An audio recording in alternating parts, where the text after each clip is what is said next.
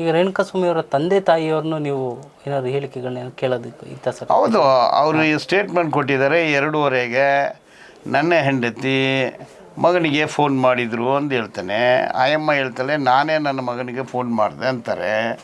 ಇಬ್ಬರು ಹೇಳೋದು 2:30ಗೆ. 2:30ಗೆ ಫೋನ್ ಮಾಡಿದ್ದಾನೆ ಅಂದರೆ 2:30ಗೆ ಚಿತ್ರದುರ್ಗದಲ್ಲೇ ಇರ್ತಾನೆ. ಅಂದರೆ ಊಟ ಮುಗಿಸ್ಕೊಂಡು ಬೆಂಗಳೂರು ಬರಬೇಕಂದ್ರೆ 6:30 7 ಆಗುತ್ತೆ ಅವ್ರ ಪ್ರಕಾರನೇ. ನಾವು ಅದನ್ನು ಇನ್ನೂ ಸ್ವಲ್ಪ ತಳ್ಳಿದ್ದೀವಿ. 6 7 ಗಂಟೆಗೆ ಅವನು ಚಿತ್ರದುರ್ಗದಲ್ಲೇ ಇದ್ದ. ಅವನು ಹೇಳಿದ್ದಾನೆ ನನ್ನ ಸ್ನೇಹಿತರು, ಹಳೆಯ ಸ್ನೇಹಿತರು ಬಂದಿದ್ದಾರೆ, ಕಾರಿದೆ, ಊಟಕ್ಕೆ ಹೋಗ್ತೀನಿ ಅಂತೆಲ್ಲ ಹೇಳಿದ್ದಾರೆ. ಹಾಗಾದರೆ ಹಳೆಯ ಸ್ನೇಹಿತರು ಯಾರು? ಸೊ ಅಪಹರಣ, ಅವನ್ನ ಕಿಡ್ನಾಪ್ ಮಾಡಿದರು, ಕರೆದುಕೊಂಡು ಬಂದರು, ಹೊಡೆದ್ರು ಅನ್ನೋದು ಅಲ್ಲೇ ಫೇಲ್ಯೂರ್ ಆಯಿತು.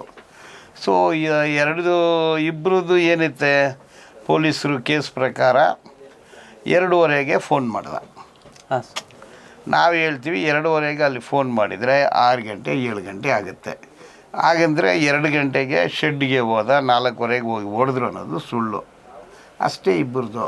ಮತ್ತು ಚಿನ್ನದ ಚೈನು ಮತ್ತು ಚಿನ್ನದ ಉಂಗುರ ಅಂತಾರೆ, ಅದ್ರ ಬಗ್ಗೆ 11ನೇ ತಾರೀಕು ಹೇಳೋದಿಲ್ಲ, 14ನೇ ತಾರೀಕು ಹೇಳ್ತಾರೆ. ಅದು ಪೊಲೀಸರು ಪ್ಲ್ಯಾನ್ ಮಾಡಿದ್ದಾರೆ ಅನ್ನೋದು ಅರ್ಥ ಆಯಿತು.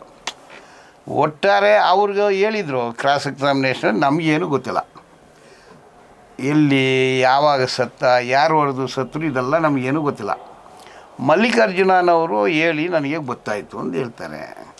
ಈಗ ಮಲ್ಲಿಕಾರ್ಜುನಗೆ ಹೆಂಗೆ ಗೊತ್ತು? ಸೊ ಈ ಥರ ಪಾಯಿಂಟ್ಗಳು ಬಂದಿದೆ. ಅಂದರೆ 2:30ಗೆ ಎಲ್ಲಿದ್ದರು, 4:15ಗೆ ಎಲ್ಲಿದ್ದರು?